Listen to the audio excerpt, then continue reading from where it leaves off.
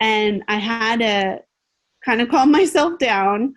The property management company that I was working in tandem with were like, are you going to quit? Are you out? Like, we need to know. And I was like, no, that was just me having a bad moment. I'm not a quitter. I'm going to figure this out.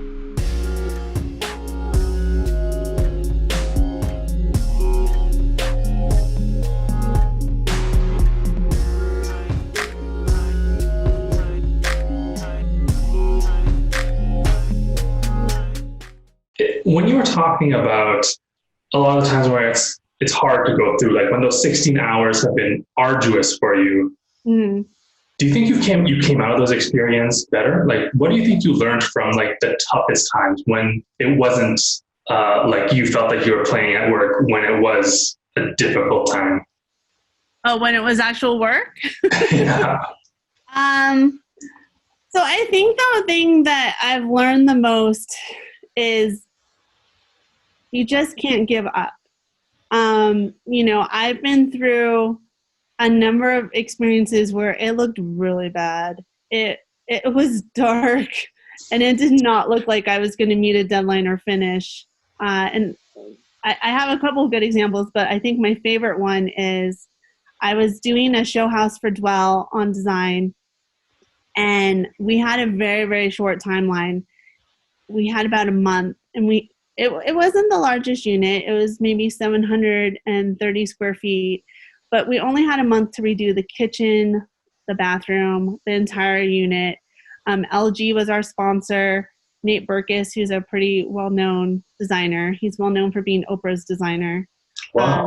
was coming in, and he was going to be doing commercial shoots for LG in my loft. And so it was a really big opportunity, and we only had a month to do it, and so it had to be done, and it had to be done well. Okay. So 3 days before, so it was going to open a couple of days after Memorial Day weekend in 2015. 3 days before it was scheduled to open, 3 of my furniture vendors backed out. Oh. And one, there was a misunderstanding on the timeline. One, I'm not sure to this day why they backed out on me. And then another one, they just couldn't get me the product that I needed in the time that I needed it. And so I learned this at 3 p.m. at the start of Memorial Day weekend, and which is a problem because Memorial Day weekend, no one's going to talk to you. And, I had a mini meltdown. It's one of the few times I had a mini meltdown. I was openly crying in front of a lot of people. I was threatening to quit because I was like, people don't know who I am.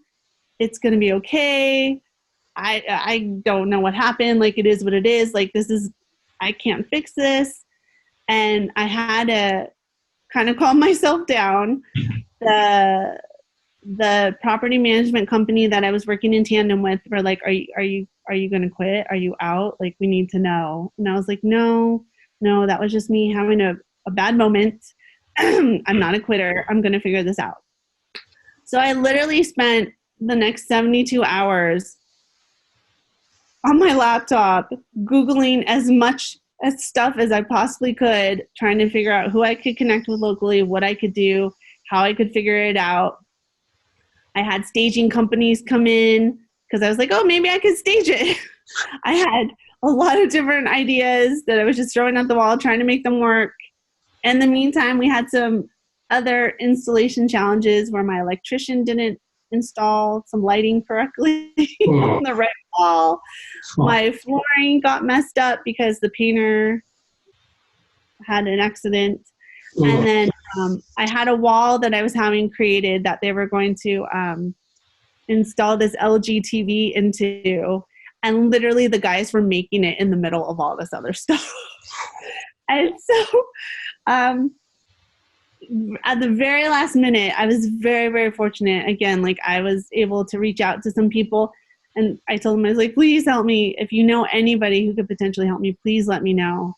And I just refused to give up. Like, I was determined, like, this had my name on it and it had to look good and it was a good opportunity. And even though, okay, so at 3:00, the day we were supposed to open at 5:30 for our grand party. And that's when Nate Berkus and all the important people from LG were coming. At 3:00, some of my furniture showed up, not assembled. It was in boxes, and I was like, "Oh, we had to like assemble this. We got 2.5 hours." Oh. So I was very fortunate. Again, I had a team of people who came in to help me, just out of the sheer generosity of their heart. They started putting things together for me. Another vendor that I was working with, she realized that we didn't get all of our boxes that we needed to from LA Mart. So she sent the moving company back to go get the rest of them. Literally at 5:29, we finished. We finished somehow. Don't ask me how. And just as Nate Berkus and all the LG guys were walking in, I couldn't meet them at that time because I was a hot mess and I was emotional and I didn't even think that I could string 2 sentences together. So I kind of walked out and I met him later in the evening. But, it got done. And it was probably like the best comeback story that a lot of us had ever seen, because there was a lot of doubting and a lot of stress and a lot of tears. And even though at the time I was not happy with, like, the aesthetic was not what I wanted. It's not what the image that I had in my head. Mm-hmm. It wasn't how I wanted it to be. And I was really upset about that for a long time. But now looking back, it still looked great. I got a lot of compliments on it. It photographed well. And I think out of that experience, it really taught me that, if I can make that happen, if I can overcome all those obstacles that I had with that holiday weekend and the time, and nobody wanted me to give me product and I had no money, if I was able to make all that happen, I can make anything happen. I just have to focus on it. So on days where I have really bad days, I just remind myself of some of those challenges that I've had. I've had others similar to that, and how, I was able to persevere and I was able to make it work. So I just remind myself never to give up. That's an incredibly remarkable story of resiliency. Thank you for sharing that. That was awesome. Yeah. Oh, I have like 3 others. They were all traumatic, but they, again, they just taught me that, you can move mountains. Like, you can make anything happen. You just have to really focus and put your mind on it and be determined, and you can't take no for an answer. And, if one person tells you no, that's okay. There's 20 others out there you can go hit up.